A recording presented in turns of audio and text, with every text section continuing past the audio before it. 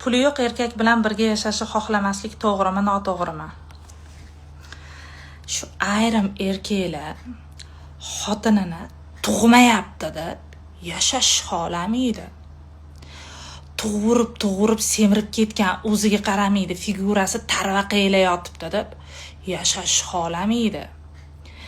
Bitta sharoit qilib bermaydi.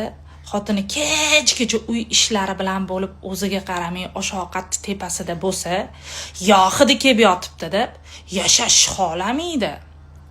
Onasini bir og'iz ajrashasan degan so'zi bilan bola chaqasini yetim qilib, xotinini beva qilib, murosaga bormasdan yashash xohlamaydi.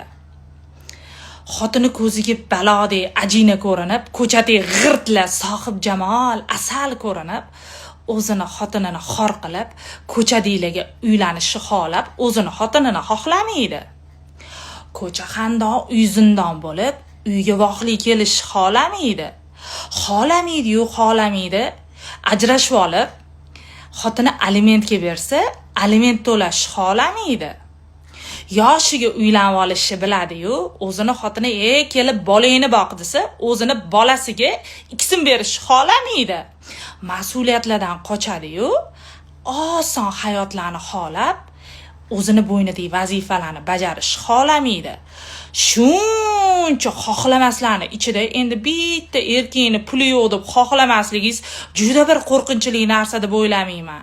Bu meni subyektiv fikrim.